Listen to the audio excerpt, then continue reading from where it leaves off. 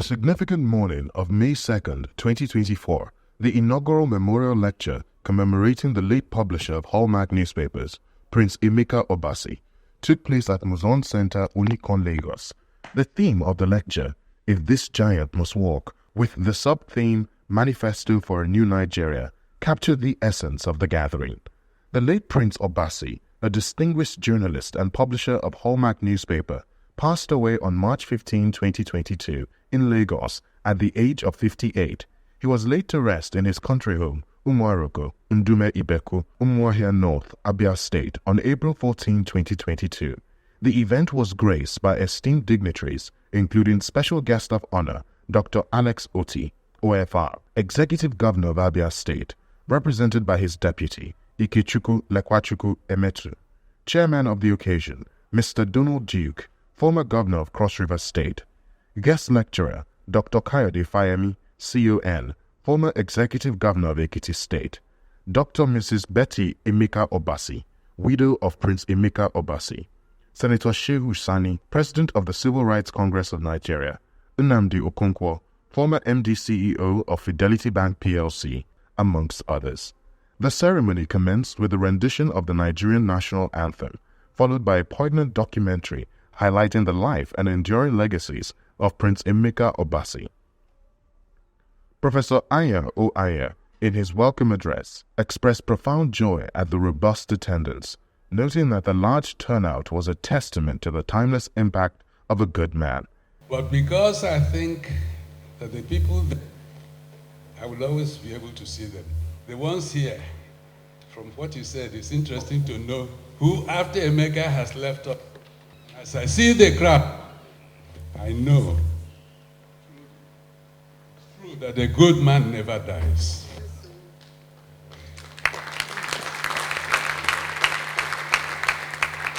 Let me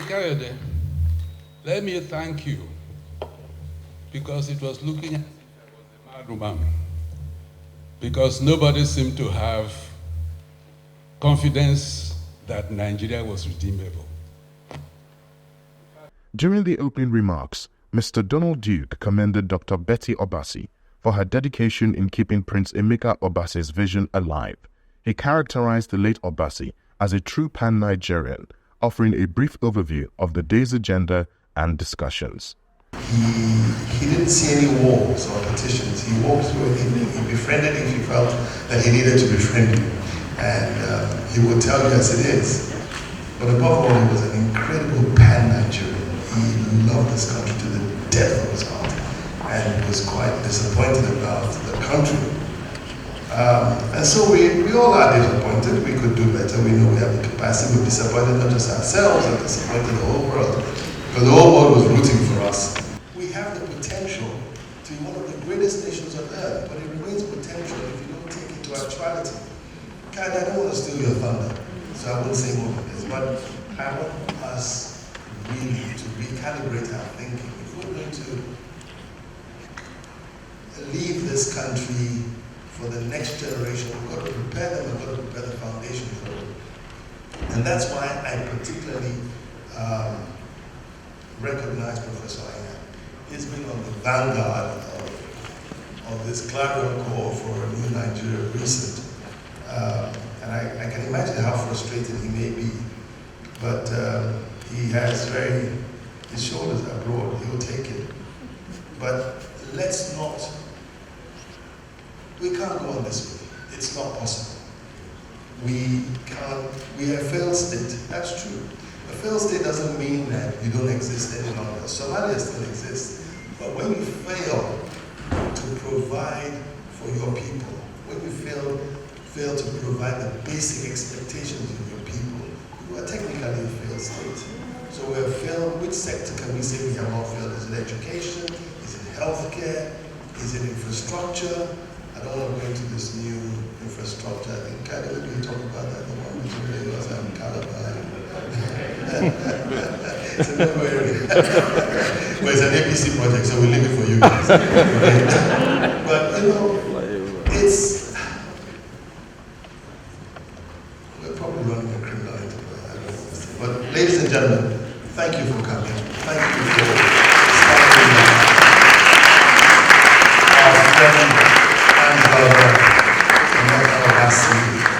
Dr. Kayode Fayemi, as the guest lecturer, delivered a captivating and insightful lecture on the theme, If This Giant Must Walk, Manifesto for a New Nigeria. What I understand our youth to be saying is that we, the older generation, have failed them.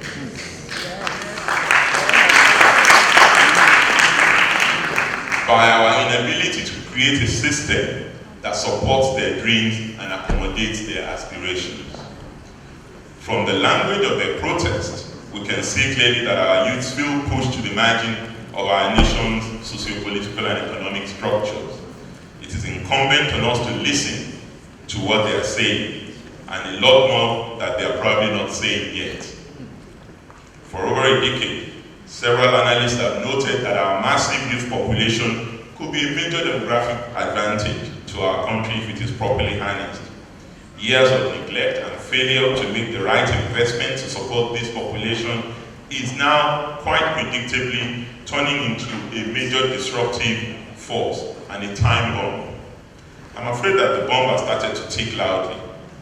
We must therefore act fast and start now to create systems that provide opportunities for our young people and make it possible for them to attain their God-given potentials. He underscored the timeliness of the theme in addressing Nigeria's contemporary socio-political and economic landscape, outlining potential strategies and manifestos for a renewed Nigeria.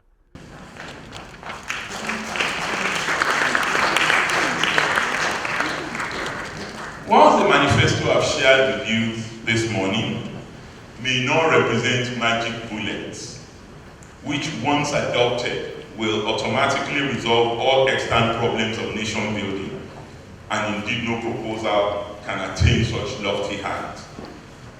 I take solace in some lines from my favorite poem by Alfred B. Tennyson called Ulysses, and I know many of us read that poem in our formative years. I cannot rest from travel. I will drink life to the lees. It is not too late to seek a newer world. It may be that the gulf will wash us down. It may be we shall touch the happy hours, one equal temper of heroic hands, made weak by time and fate, but strong in will, to strive, to seek, to find, and not to yield. This is the least we owe our brother and friend Emeka. Emeka never gave up on Nigeria. He always believed a greater Nigeria, a better Nigeria, a more prosperous Nigeria, a Nigeria that is fair to all our people is possible, but it must be the product of our collective struggle. This giant must walk. We must not yield. A stimulating panel discussion moderated by Mr. Richard Mama, consultant editor for Business Hallmark, featured erudite panelists including Senator Shehu Sani, Professor Femi Awoyemi, Professor Anthony Killer, and Dr. Ifeyinwa Nwakwesi, who shared diverse perspectives on the subject.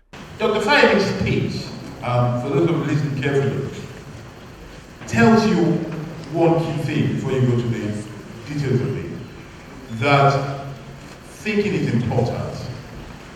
That is what came to my mind, that for us to progress as a people, before even as a country, as a people, being able to reason is a very crucial thing. Because the ability to raise issues, have them into context, whether you agree or not, my first thought is that if we want to move forward in this country, it is crucial for us to agree that thinking is important. And what thinking does is allows you to put text into context, weigh possible consequences, and then choose the best option.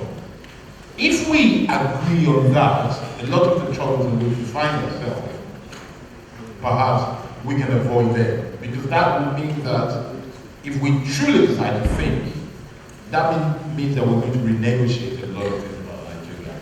And I think that speech says so. I'll stop at that and go ahead. I am not one of those who are given to negativity. A society like this will inform people, intelligent people, former governors, current deputy governor, and those who have held their Senate by their scruffs. The question we hardly ever deal with is that we haven't reached that consensus on the fact that do we want to replace this thing with what, which is what JFK said. But my own concern has always been one thing. You never improve the candle. You just create an electric light. And that improvement is actually occurring in different dimensions of which we are not paying attention to. And it is those dimensions that I will share more thoughts with. Thank you. We know the problems of the country, and we know the solutions.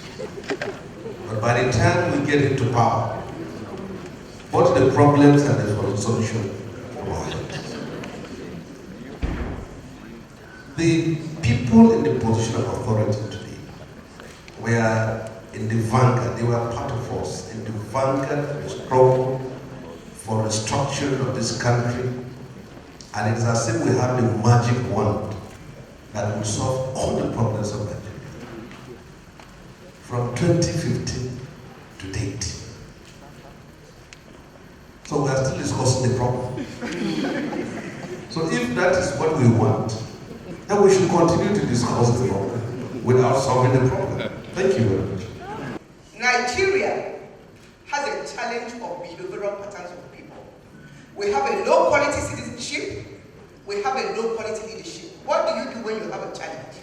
You seek for a sustainable solution. And this country is blessed with a lot of talents, human and material resources we can tap into and work on improving the quality of our citizenship and the quality of our leadership.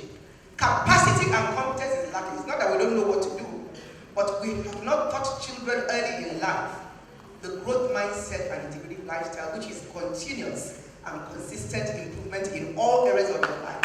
What I'm saying is that we do have the solution to Nigerian challenge. It is putting in our educational curriculum a lifestyle that enables you to make empowering choices in your life so that you can improve the quality of your person and be an asset to your family, your society, and your world.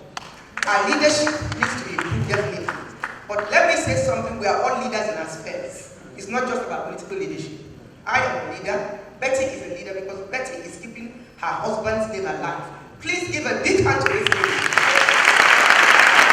She is a beautiful inside-out woman that is an asset to her family and the community. Thank you very much. Audience interventions and questions were engagingly addressed by the panelists, including the keynote speaker, Dr. Kayode Fayemi. The event highlighted plaque presentations to esteemed speakers and a virtual exhibition showcasing the curated works of the late Prince Emeka Obasi. During the introduction of the Prince Emeka Obasi Memorial Foundation, PEOMF, Dr. Betty Obasi delivered heartfelt tributes to her late husband, culminating in the jubilant unveiling of the PEOMF logo. For how can I just go on with magnets of speech without paying special and most deserved tribute to the one with whom I have shared everything? Prince Emeka Obasi was my husband. I'd like to say it was my life.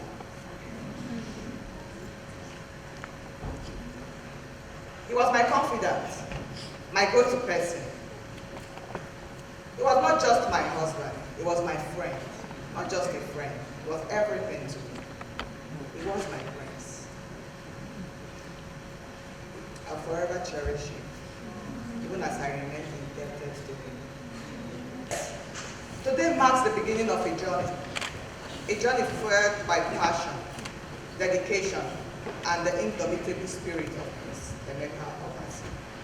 Your Excellencies, ladies and gentlemen, without any much more ado, it is therefore my singular honor and privilege to request the unveiling of my husband, Prince Emeka Obasi Memorial Foundation. Ladies and gentlemen, we present to you the Prince Emeka Obasi Memorial Foundation logo.